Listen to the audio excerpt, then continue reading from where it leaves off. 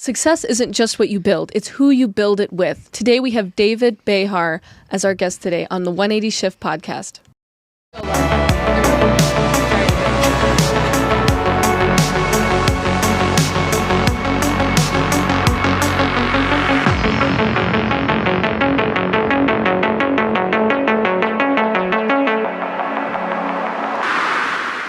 Welcome back, everyone. Thank you for joining us once again to another 180 Shift podcast. My name is Ellie. And I'm Tara. And make sure to check out all of our social media at 180 Shift, pretty much on all platforms, as well as 180shift.org to visit and see what we're all about. So thank you so much for joining us, everyone. Tara? We have a wonderful guest today. Could you please introduce yourself, David? Hi, guys. I'm David. I'm from Miami. You guys might have seen me on the Netflix show Jewish Matchmaking. So we're going to get into my background with Tara and Ellie shortly. Yeah. So thanks for having me. Wonderful. No, thank you so much for joining us and taking the time to as well. And then we have our boba. Mine is giant. Yeah. Look at this thing. What is this? I got mine here. Thanks to your guys' team. I have this also from over here. Yes. Are you a boba fan? I am. I love boba. Ever since Just that. Just that. Yes, he loves boba. Yeah, so what do you love about boba? I just love, the way the boba balls just hit your throat. In the most non-sexual way possible. There's nothing else like it. No, I love boba so much. It's like one of my most addicting drinks currently, so I love boba. As it has been for many years. It's very sugary though. But we have such an interesting topic today. Oh my goodness. We are talking about relationships, culture, marriage. Yeah, and I kind of discovered you, David. We were talking about this. I discovered you through Netflix, through the show, but I basically rediscovered you once again when I saw one of your videos that I would say pretty much went very viral. I would say for YouTube, it really did resonate with a lot of people. Got a lot of views, and you were talking about quite a few of your hot takes when it comes to why people aren't finding or settling down, and specifically within the Jewish community, because you are Jewish. You even started a club, which was the Miami Sephardic Club. But I wanted you to talk to us a little bit about how your journey came to starting that club, and really what brought your awareness to the problem that is with people not settling down today. Sure. So I'm originally from Miami. And, I started my club 4 years ago. It's called the Miami Sephardic Club. There's, two types of Jews. You have an Ashkenazi Jew, which is most of America. You have Sephardic Jews. We're all, we're different in terms of where we come from in the world. All the Sephardic Jews that were from Middle Eastern backgrounds. My family came from Turkey specifically, and I started the club in 2021 after living in New York for a few years. And there I was friends with a lot of Sephardic Jews like myself, a lot of Syrians there, a lot of Persians. And when I got back to Miami during COVID, I didn't know how to meet other people like myself. So that's really why I started the club.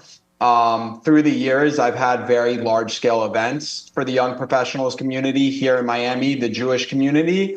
Some of my events have been more than 500, 600 people in the past, usually around 100 to 200-ish. So I am a community organizer. And why, I guess you mentioned that I put out this video the other week about why people are single. Ever since 4 years ago, since I started making a name for myself in the community and really meeting a lot of people all over the country and even the world, a lot of people come to me and they've always asked me, hey, David, do you have a girl for me or do you have a guy for me? Everyone's single, everyone's struggling with it. So naturally what I did was I kind of focused the organization more on matchmaking and more on pairing people up with each other through specific events. Because again, this is something that impacted me a lot. I'm 34 years old. I just got married a little over a month ago, and dating was a very difficult journey for me. And I know it's super difficult for everyone else. So I think, hopefully that answers that. And the data on single young people. We have 46% single for Gen Z, and for millennials, around 28% single. So, what's your kind of perspective on, because you're a millennial. So I am a millennial. Yeah, actually, you might have heard that from my YouTube.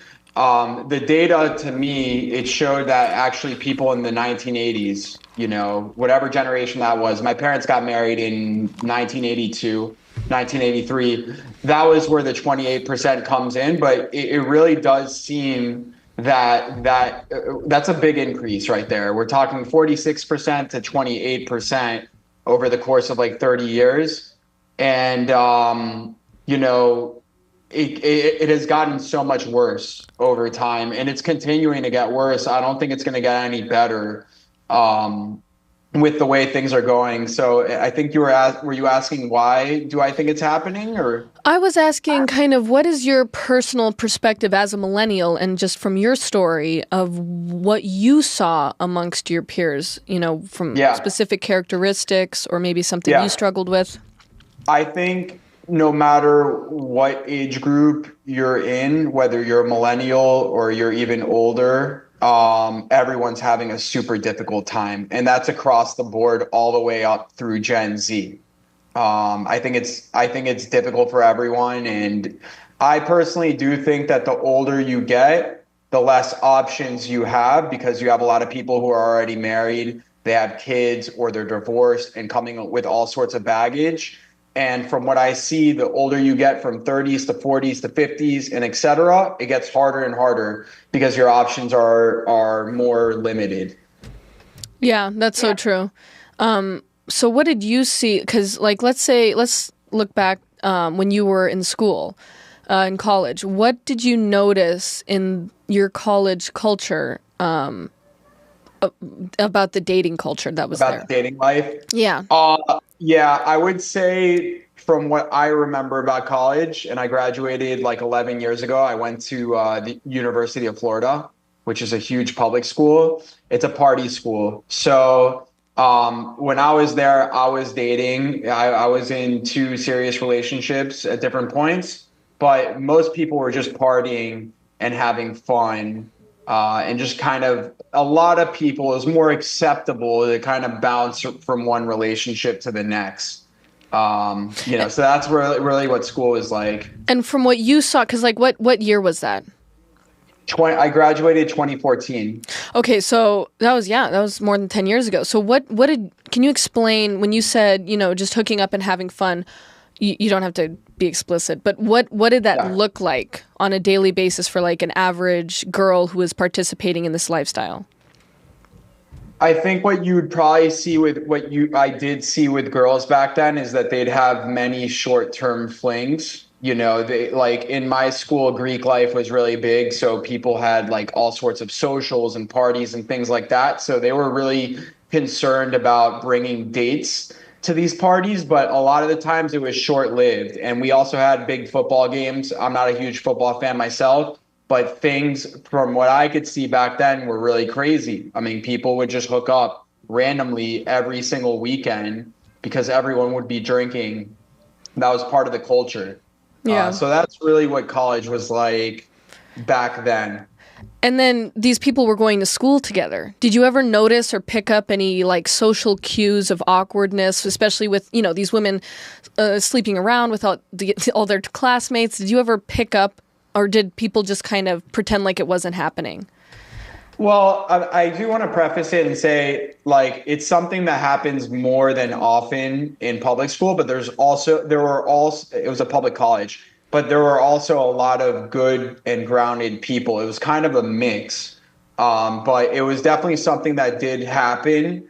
And I don't think I had anyone who was super close to me in my circle that was like really, really off the spectrum when it came to that. So yeah, I don't think anyone really jumped out at me like in normal situations in class, etc. I'd mainly see these types of people when I went out to go party at nighttime. Yeah. Yeah, Lee, do you have anything? Yeah. You know what? hold on, I'm trying to think. Sorry. I have one more while you're Yeah, thinking. go ahead. Okay. Why don't you So do that? yeah, no, I just think it's fascinating because we jump forward. I graduated high school like maybe 2018, something like that, and I remember I was also participating in party culture.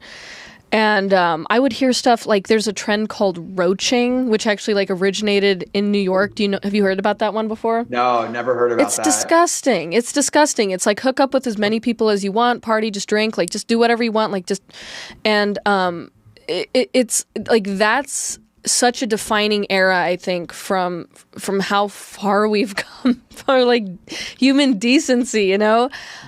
The fact that they even slapped a term on it, like roaching, because that's what roaches do. They mate in the dark and they can't even see who they're mating with because I they're think it's so funny, like just talking to you guys, like like the younger generation. There's so many words that you guys know that I just don't know. I think that term might be considered old now, but Yeah. I don't know. I'm a mom now. It's not my business. No. Well, why don't we just dive into a little bit of your video that you made too? Yeah. You mentioned a lot of, I think, your own hot takes that you had. One of them was actually hookup culture, even. Just talking about that, it is harmful in a lot of different ways. In the fact that you're not, sometimes it's not serious. Girls may not be, or they may be turned off by it, or the fact that it's just very harmful for some of the other, it's more emotional. Sometimes girls, by the way, I've spoken about this with a few people, and definitely from my experience, I've come across some girls who also just want to hook up. Yeah. It's true. It's something that both sides are doing a lot.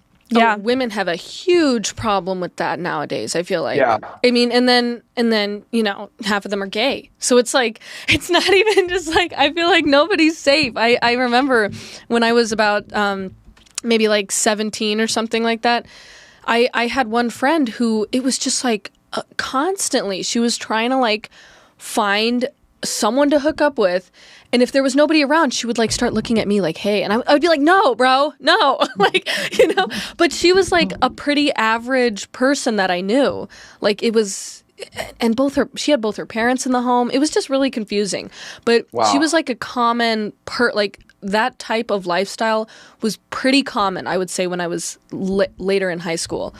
I don't know if that's just because I'm in LA or whatever, but I think we've, strayed a lot of, from even 10 years ago. But Ellie, did you have anything more about because I know there was another one. There was hookup culture, but there was also... Yeah, you had another... being too picky. Yeah, that was another one. Okay. Yeah. That's another thing that you were talking about is... specifically, I know you were talking about the Jewish culture itself because it is a lot more smaller than a lot of us that have to pick from. But I think that even what you were saying resonates with other regular people because many times you have that idea that you can have that 6'5" guy with blue eyes, blonde, right? But I wanted you to just dive into why that mentality can not be very helpful when you're trying to settle down. Most of the people I do interact with and I'm friends with, they just happen to be Jewish because that's my community. So I think that is the number one reason why a lot of people are single year after year and well into their lives, 40s, 50s, 60s. People have this idea that they're going to get every single thing on their checklist, like literally every single thing. Like for a girl, I'm going to get a handsome guy, 6'5", doctor, lawyer, whatever high status profession, super successful. And on the flip side, guys all want like girls that look like models and that are 10 out of 10. And they also want someone who's sweet, who's going to be a good mom, all those kind of things. And particularly in our Jewish community, we're so small that if you are always looking for this perfect version of whatever you're looking for, very likely you're not going to find it. And I know people in all three major cities, New York, Miami, Los Angeles, within my community, and they tell me all the time, David, help me find someone. There's no boys in LA. There's no boys in New York. There's no girls. And people tell me that they see the same people at every single event. They go to events. Sometimes in the Jewish community, we have events for like 500, 600 people, like big mixers, galas, all that kind of stuff. And they go, I know everyone in there. What the problem is that people go to these things and they don't seriously consider the realistic options that are in front of them. They're looking for something that probably doesn't exist. And when it comes to Jewish people, I said it in the video, we're so small as a population in the world. It's a well-known fact. There's 16 million of us out of a world of like 7 billion people. So it's like 0.002%. So how picky could you really be if you're only looking to marry Jewish and you're looking for like all these crazy criteria? So that's something I see for a lot of people, 30s, 40s, people who haven't had dating success ever, even people who haven't had girlfriends, boyfriends, like they still have this mentality. So very hot take, but that's my honest opinion. And it's funny, too, because it's like the mentality seems to really just be surrounded around, like, who's going to make me look good? Who can I take to this party, you know? But they're not thinking of the long term, which is, who are you going to, like, get old with? Because when you're 70 plus, you want to still be together, and neither of y'all are going to be hot anymore. So it's like, you know, it's like we have to shift our mentality, right? Yeah, I totally. I find that people are really a lot of the times looking for like the wrong things. They're focusing too much on it. Like a lot of girls that I know are so obsessed with status and a guy being super handsome. They're not thinking about finding a guy that's really going to treat you right. You know, like that's why they end up dating these people. They go on, they have these short-term flings, 2 months, 3 months, whatever. And then, you know, it doesn't work out. And then they realize, oh, that guy was a psycho. You know, same thing. On the other end, a guy can pick a really hot girl. Oh, she's a psycho. I have all sorts of issues with them when, you know, you really are just picking the wrong people. Can we break that word apart too a little bit, psycho? Because I think that even the sweetest, you know, prettiest girl can sometimes slip into that psycho mentality if she's dating a guy that she really cares about. What's your perspective on that? It's not something that I call any girls that I've dated with. My wife, who is my girlfriend for like 2 years. It's not a term that I use often, but I think people end up using that when someone just does something super crazy. You know, a girl or a guy goes batshit crazy, like maybe jealousy issues, maybe bursts of anger, doesn't act right, or you know, maybe it's too controlling. I think people use that word when, you know, their partner's too controlling. So if their partner does have starts, you know, getting jealous and, you know, starts like kind of weirdly stalking or the phone thing or, you know, whatever. Does that need to end the relationship? It's not something I do. But, you know, it depends. If this is happening like consistently, like every day, every night, every week, where the person feels welcome to just get in your phone and like read your personal conversations with your family or your other close friends. Yeah, there's a problem. That's a really big problem. Yes. You know, if it's something that happens like once in a blue moon type of situation, I personally would tolerate that. It's not something I do, you know, with my partner, but there's some people who just have no limits. Like they're so crazy, like they have problems like in their head where they feel like they have to do it, and I think it's kind of abusive to treat someone like that. Ellie, what's your perspective on that? On what? Just like, you know, the significant other, you know, even if you're just dating, like acting like a psycho, overly jealous, like does that end the relationship? Yeah, I mean, I think that if you're overbearing, for sure, because then it becomes too much. Yeah. In the dating phase? Yeah. Like, well, even if you guys have dated for, like, 2 years or something, and then I don't know. No, that girl starts gaining weight and crazy. Gets really jealous. I'm just saying. I think there comes a limit though. Like if you're spending all your time fighting with your partner about like which girl you spoke to, or on the flip side, which guy they spoke. If you're spending so much time, there seems to be like a really big disconnection with you guys. That's so much stress on your life when someone's doing it. You should consider walking away. Yeah. If that's in the dating phase, right? Yeah. What about in the marriage phase? What if a young couple, they've been together a couple of years, they get married, let's say they even have a child, and one of them starts acting psycho, the characteristics of a psycho. What would your advice be to that person? Yeah, that's definitely a risk, right? Because you're like, when you're married, you're looking at the rest of your life, you're trying to make that relationship work.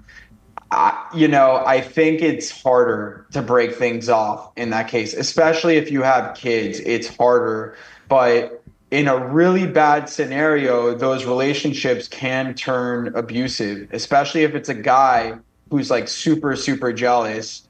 Like maybe it sounds like he has anger issues, and it sounds like he probably lashes out. If that's the case, then you really should consider like getting the courage to leave a relationship for sure.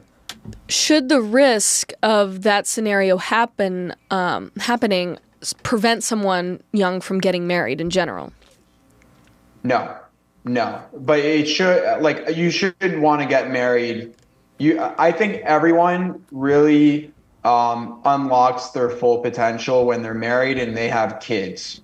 Because there's some people that don't want kids, but that's my belief. I think there's nothing, and I've heard this from other people who have kids talking about it on YouTube, everything, like famous people too, that their biggest source of happiness and joy is their kids when they're giving, to another human being and helping raise. So I don't think that those type of problems that exist with other people, I don't think it should prevent you from getting married or getting into a marriage. You just have to be, keep an eye out for the red flags there. If you're experiencing these things really early on and they're really annoying and they're bad, you should just kind of break things off before you even get to marriage. Amen to that. Ellie? Yeah. No, I was just wondering, because obviously there's this unrealistic expectations that we were talking about that people may have, but what are some of the realistic expectations you think that are good to have? Yeah. So, I think like kind of when I think about your question here, I think about like some non-negotiables for people, like for the, for dating, for the people they'd consider. I think one of them that I see a lot is education. Like if you're educated, you've gone to college, you're from a family that really values education. For a lot of these people, it's important that they marry someone who's educated. So I think that's perfectly fine to have as a criteria. For both girls, for a lot of women, women tend to like guys who are financially secure, who are ambitious, that they're just not sitting around. True. There might be some people who listen to this podcast who, are all about, like maybe that comes off as sexist, but I think a lot of women want a guy who could take care of them, and being financially responsible and having ambition and goals, like that's attractive. So you shouldn't settle for someone who's like totally the opposite, has no idea what they're doing in life. So I think that would be a good non-negotiable to have. And I think attraction, obviously, like if you're absolutely not attracted to the person you're marrying or dating, you probably shouldn't enter into it, because that sounds like torture for the rest of your guys' life. Like you have to have some sort of attraction. I'm not talking like they have to be the hottest girl in the world or the hottest guy in the world, whatever. So I think you have to have some standards. Like, I don't know, like I'm not trying to pick on any group. If you're into fitness, I think it's perfectly fine, and you take care of your body. I think it's perfectly fine to look at a person and be like, that person absolutely not into fitness, not taking care of their body, whatever. Like that's not attractive to them. So I'd say that. I'm trying to think of any others. There definitely are. It really just depends. Like there has to be a vibe there also. Like you guys have to Click. you have to be able to spend unlimited time with this person and feel like yourself and feel like you could talk to the other person. Like that needs to be there. If it's not there, then I would agree. Like maybe you should just walk away from the other person. Now, with divorce rates so high, which I think is another big reason why Gen Z is scared of marriage, we talked about the roles of a man. Women like men who financially provide. What are the roles of a woman in a, functional dating relationship or a functional marriage? Well, I mean, I think the role can change for any given couple, right? Like there's so many different situations out there where even the woman is making the most money in the family. They're super career oriented. There's a lot of these situations. I think the role for a man and a woman should be whatever works out for that particular couple. If someone is super passionate about their career, they're making a lot of money, they love it, they're ambitious, they might have less time for the kids. And that's like girls and guys. If you're in that situation, maybe it makes sense for the other one to be more at home or be more in a flexible career working schedule type of deal. So I don't think there's really set roles for guys and women and men. Yeah. One of the things that you mentioned or we were mentioning is also like financial stability, and that reminded me of one of the other points that you had, which was sometimes some people may hold themselves back because they may want to be at a certain place and they aren't yet. But they do want to settle down, but they're kind of like, oh, but I want to be at this financial like stability at this level, or want to have this and that. But yeah, talk to us about that. Yeah, that was another point that I had on my YouTube, and it's something that I've seen a lot, and not just with people in their 20s who haven't like yet reached like a certain like status in their career or success, but I see that in their 30s, sometimes even into the 40s. And there's a lot of people that tell me I'm not ready for a relationship because I'm not successful, or I don't feel okay mentally or whatever it is. But like you said, a lot of these people in the back of their minds, they would love nothing more but to have their partner and be in a very stable relationship. You shouldn't let that you shouldn't keep that from holding you back, because again, nobody's perfect. The person that you're looking for also is not perfect. So you should be open to meeting someone new, or else your whole life is going to go by, right? You're going to go, right, well into your 40s and 50s. You got to open yourself up, and people do grow together all the time. There's a term in Judaism. It's called parnasah, and essentially it's like, I think it's a Hebrew word to describe like how someone makes a living, like their success. Someone has a lot of parnasah, they have success. And a widely believed thought in our religion is that parnasah comes after marriage. Once you're married, like your biggest success in life is financial success is going to come after that. So you should never let finances or where you're at hold you back. There's always going to be someone that loves you and loves you for the person you are. Yeah. What are some of the, maybe some of the things that you might want to have prior? Because, I mean, you could realistically, you don't need, X, Y, and Z, I guess, but what are some of the things, I don't know, it's kind of a weird way to phrase it, but like... I see what you're saying. So you're asking, like, what are some of the things you might want to have prior to marriage? Mm-hmm. I think you should have, for a man, you should have some sort of direction on where you're going. Like a plan. I don't think you should get married really before, like for a lot of men, I think they should go to college first, get their education, or they should be in some sort of established business on their own before marriage. You should have some sort of direction, because at the end of the day, like you're probably going to want kids after marriage, after a year or two, and you got to make sure that you're doing things responsibly, so you could bring a person into the world and, Right. and really care for them. But more than the financial stuff, I don't even, when you asked that question, I wasn't even thinking about that. Yeah. I was thinking also that you shouldn't get into marriage super, super quick. You should have your experiences with dating first, with for me, exploring different people in different relationships. And, that was important to me. A lot of guys feel like, if they get married at 21, let's say, or 20, they haven't seen enough of the world, really. They haven't seen enough women. So I think that's really important to guys alone. And what does that mean, like exploring other people? Like, is it just like dating, like just getting to know them, just seeing how you click? Dating or having your experiences, right? Like, you're not going to travel the world by yourself. Also, if you're into travel, you're not going to go on a vacation to Asia or wherever else you want to check out unlikely when you're married, because then you have a person that you're responsible for caring for, unless you guys do that together. But you should have your own experiences, I think, and feel comfortable with your life before you get to marriage. What's your opinion on staying pure before marriage? I didn't do it myself, and I know a lot of girls who do it, and I think it's a perfectly fine thing to do. I don't think, if you do stay pure and you wait for marriage, I think it's a really good thing.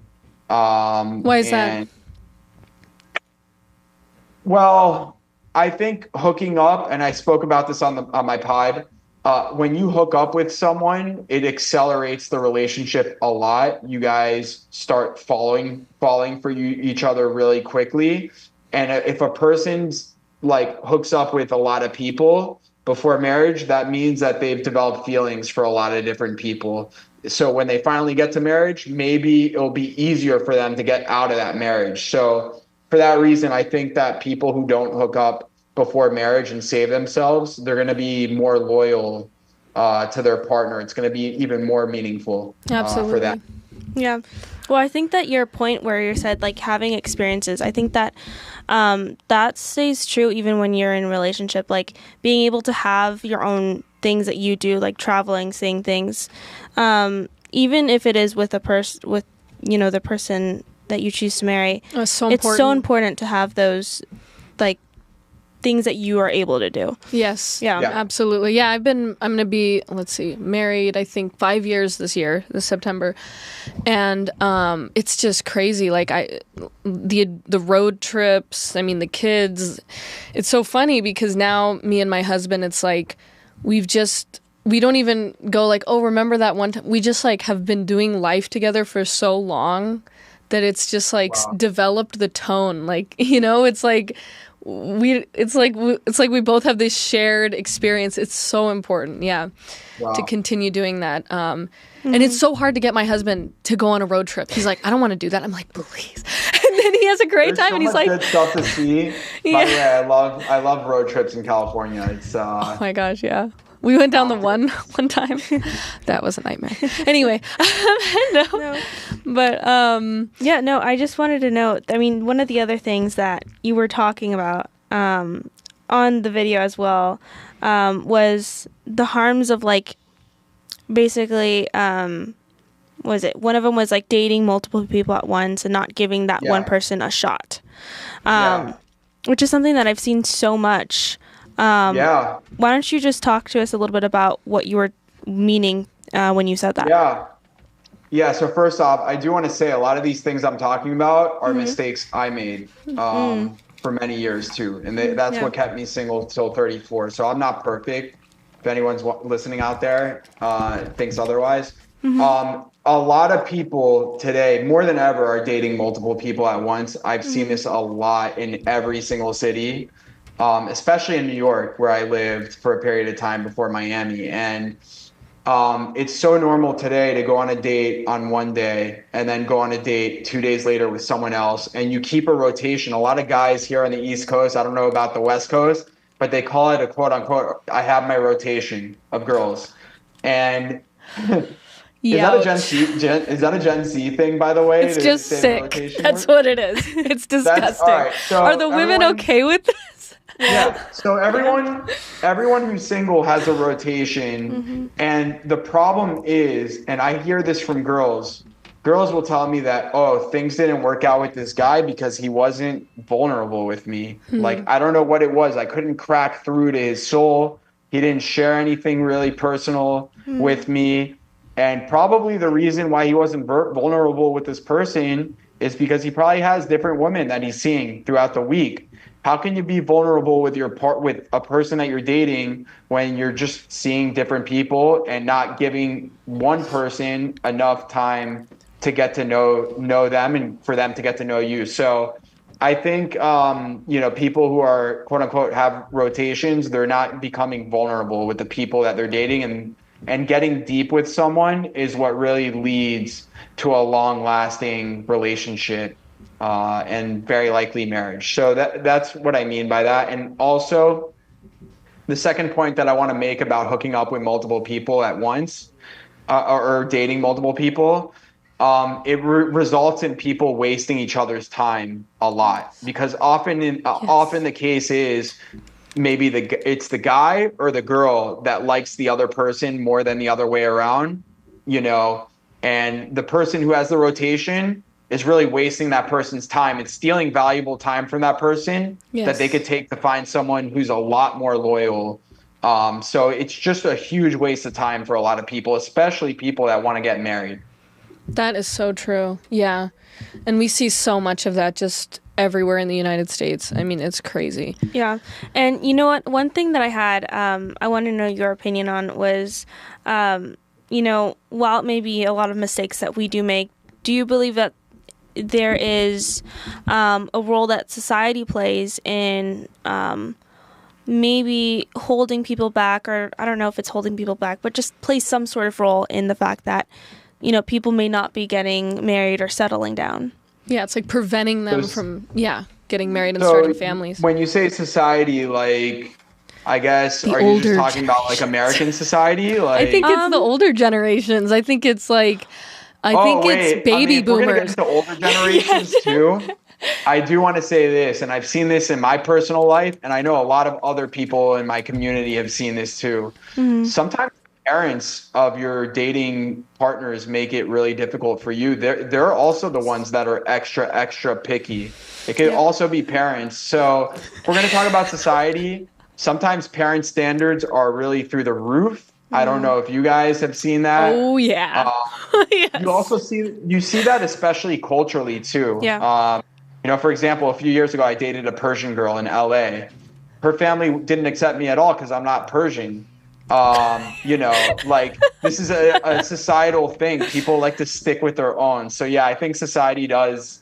I mean, in that regard, if we're going to talk about the older generation, yeah, society does have something to do with it as well. I think when parents and like also just people in general, when they think about love, they think about what's in the movies. It has to be absolutely perfect. So maybe society, maybe it's really society that's pushing this idea that it has to be perfect. And that's why you have to search for the next best thing. Yeah. Is there any other factors that outside factors that you think may be contributing as well? Oh yeah, I think the thing that comes to mind, and I think it comes to everyone's mind when they talk about this, is social media, technology, and online dating. Like anything tech related is making things really hard for us because it gives people the grass is greener mentality all the time. I've seen people who are not desired by the opposite sex, people who have never had a girlfriend, boyfriend, they're on social media and they're like, this girl is so hot. Like, can you ask her if you could introduce me to her? Like, people are constantly looking at options online all the time. And that did not exist 25, 30 years ago, and definitely not in our parents' generation. So I think that technology is really big factor in all this too. Yeah. It's like young women are finding their, seeking their love and validation online, and men are just watching porn. It's quite sad. Oh, yeah. I didn't even get into the porn thing. Yeah, it's a whole, oh my gosh. I didn't even get into that, but Whole that's other the thing. I've followed some like really good motivational speaker type people like in the Jewish community, and some of the religious ones do talk about porn. And I do think that there is a lot of porn addiction out there, and a lot of guys, I don't know if it's necessarily good for them. Maybe they're overly focused on the physical. Back to that hookup culture, they view dating as having sex. So I don't know if porn is the best. Yeah, it develops a warped perspective. But, it's time for our 180 shift moment. So do it. I myself, we had talked about the psycho girlfriend. I was once the psycho girlfriend. And then I was the psycho wife. And nice. I say that because, me and my husband fell in love. We were high school sweethearts. And then we were pregnant with our first child. And we were panicking. And praise God, he stayed with me, But the thing is after we did get married, he would go out with his friends and I would be at home with the child. And I did change into a new person. And I think that's something that happens to a lot of, if not all women, when they actually have children. You have to change who you are. And to some extent. And especially if you had a lifestyle. But I remember one time, everybody has their thing. My thing was I would get really angry and I would start breaking things. And I'm not proud of it. And I actually broke in my husband's TV. I just kicked it in. It was a flat screen. I totally shattered it. That was when I was 19. And, we had a baby in a crib in the other side of the room. It was totally dysfunctional. And it was really difficult trying to bounce back from that. But why was I so angry? Why was I acting like the psycho? Because I feel like he wasn't listening to me. It was like, oh my goodness, like yes, I am a mother now. I get that that's my new life, but if you're going to stay, at least help me. Don't just leave and go drink beer with your friends, at least be, you're in this too, right? Or if you're not, can you just leave? Like, it was just so confusing. But no, it was awful though. And it was a huge mistake. And I actually saved up some of my money and then I bought him a new flat screen TV, and I started going to that was one important thing I did. The other important thing I did was I started attending Celebrate Recovery, which is like I started going there for anger management. And I had, when I got really mad at my husband, I would go to a meeting, and I would go to a meeting, and week after week I would go to meetings and go to meetings and go to meetings. And it helped? I had another change in my life. It was like I was a new person, and I had to remove the resentment, the developing resentment I had on my new husband. I had to take it off of him and put it on myself and say, Lord, please help me because I am so angry. And I think I was just angry about the change. I felt like I had lost a lot of control in my life, which is very common. But so I think, my husband, he even told me that was insane. Like when you did that, I almost left you. I was considering leaving you, but I don't, but we have a strong friendship, which I'm very grateful for. But, we stayed together and we both did change. So I believe there is hope even in those psycho situations, speaking as one. But well, no one's perfect. You have to, no one's perfect. And your story, you were 19 years old. You change a lot from 19 to 25 to 30. You just change. And, you guys got married really quick. So of course, you got married young. Of course you guys are going to grow together. I think it's fine, to stick with a person to a certain degree, really. And I mentioned that story to him now and he goes, oh yeah, I do remember that. It's like a faded memory now, but that is because we have grown together a lot. And, obviously though, I had to stop putting my problems on him and I had to start looking at my own side of the street in order for that to work. Yep. Oh.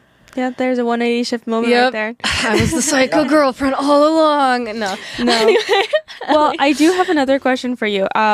I was super curious because I know you were talking about. I was looking at some of your other things that you do, and there is the what was it? The Jewish speed dating, the matchmaking. Yeah. I heard you guys. So it's like a few dates over like with a few different people over a time period. But something that I heard you saying was that you would like interview. Well, it's not an interview. You do like a survey, and then you specifically match people based on what they fill out. I want to know what your process is for like selecting who would be good with like another person, or like how you match up couples in that time. Yeah, so my survey, it's pretty brief. It takes around like 2 to 3 minutes. I don't want to overboard people with questions when they sign up for these events. But I do Jewish matchmaking. There's speed dating events, but essentially it's matchmaking everyone that comes on the event. I set them up from anywhere from 3 to 7 dates, all back to back at the event. So some of the criteria I look for Jews are like their religious level, the religious levels they're open to, the city that they're located in, whether they're open to long distance dating or not. In that case, I'll match people from different cities. I look at some of their values, like what are you most into, vacation, fitness, etc. So I look at that. I look at their hobbies, career, everything. And once I get all that information, I actually use a computer, pretty much AI. I have my own system that spits out all these potential matches between people. And then I go in over that and I really review everyone one by one to make sure that these two people are a fit, like for every date. So there is personal judgment. And in my survey, I'm collecting social media information as well. So I look at that. There's a few other criteria too, like, people's, if they're divorced, if they have kids, et cetera, because everyone really is looking for something different. So, it's pretty much a combination of computer and myself. Yeah. Wow. That's awesome. I was curious. I was like, oh, that's interesting how that worked.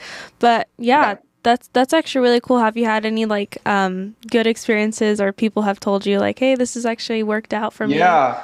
So I started the event in October, and I do it on an online platform where pretty much 100 to 120 people join at once. And every single event, I see people going on dates like directly after. Like people are definitely meeting people that they're interested in. And within the online events that I do, it kind of works like a dating app where right after like the video, it's a video date between both people. Right after it, they have an option to like each other. And when two people like each other, and it's discreet, like the other person doesn't see what you're putting, and also you don't see what the other person's putting. When two people like each other, their information is shared with each other after the event. So they'll have each other's social media, and their cell phone and their email. And usually at that point, they schedule actual dates after the event. And so people are definitely dating from them. And I've done this in person. I actually have my next event on Thursday here in Miami in person. Awesome. That's really cool. And you've had people from, I'm guessing, all over then. Yeah. Yeah, the online ones, it's funny. I've marketed the events mainly to Miami, New York, and Los Angeles because, that's where most Jews are in the country. There are other Jews, but huge communities there. Right. But it's really funny. I get people from a lot of random places in the country and also in Latin America. I have a little bit of a crowd. My parents are both Latin, so like we have people in Panama and all sorts of stuff. I've gotten a handful from Europe, and even a guy from Australia keeps on joining every single event, which I don't understand why he'd want to date an American from living all the way in Australia. But it's really funny because we do the events, they start at 9 p.m. Eastern time, and he's on his lunch break the next day in the middle of work taking the event. So it's really, really funny. So that's what I love about it. It connects with people all over. That's awesome. one of the questions I have. So you have like sort of Hispanic side on one side, right? Yeah. Okay. On both sides, actually. On both sides. Oh, really? Okay. Yeah. So then do you guys, okay, I have a random question for you. Do you consider yourself also Hispanic as well?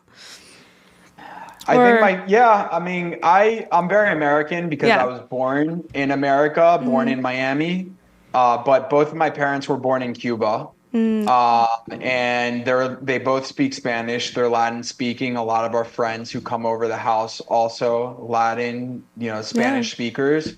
I would say culturally, I'm very my family is more Latin than American. Like very, we're Jewish, but we're Jewish Cubans.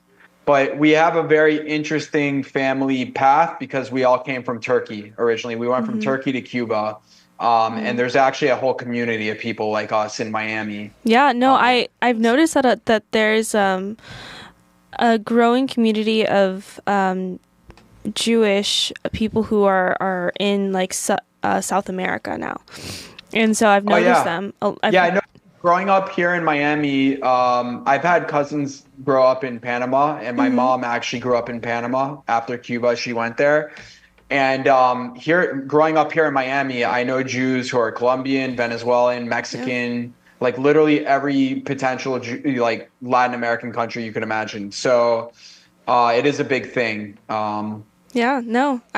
That's really great. I'm Hispanic, so I was just curious. I could tell. Are you Mexican or what? Yes, I am Mexican. Yeah.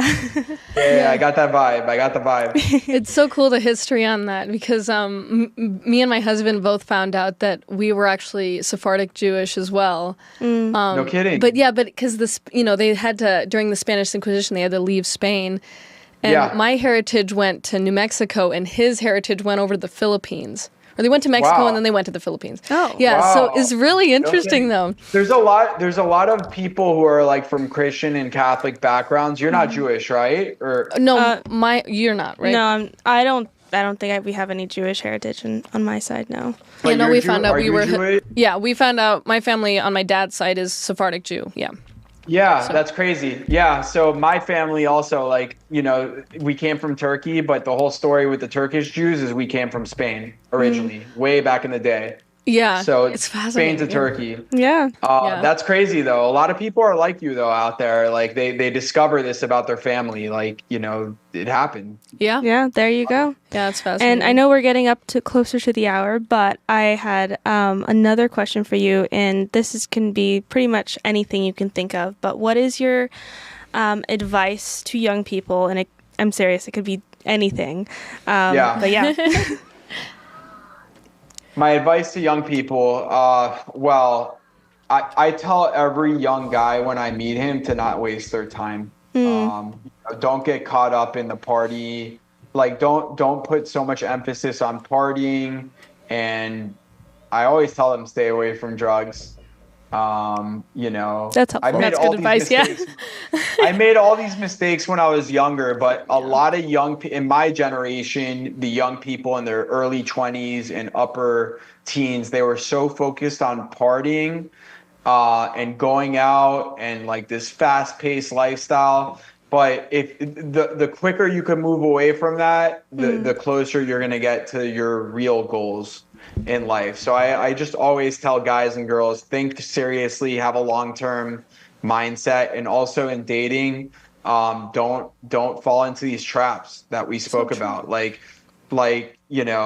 Consider getting married younger. The people who I know who got married at 21, 22, like they're way further ahead in life because of that. They stopped wasting their time early on. So don't waste your time is my biggest advice. That's good advice. That is really good advice. Did you have any more questions? No? I mean, just where can we find you? How can we support you? Great. Yeah. So you can find me on Instagram, David D. Behar, BEHAR _. And it's the same thing on other platforms, YouTube and TikTok. Wonderful. Yeah. And you know what? Thank you so much for sharing everything with us, because I think it's so helpful. And, I love that you mentioned that, you're not a perfect person, you made mistakes, but I think that that's amazing that you're able to turn around and then tell other people, hey, don't make the same mistakes that I did. And I think that's so helpful. So thank you so much. Thank you. Yes. Welcome, guys. Thank you, guys. Enjoy your day, okay? Thank you. Absolutely. And Thanks, guys. thank you. And thank you to all who tuned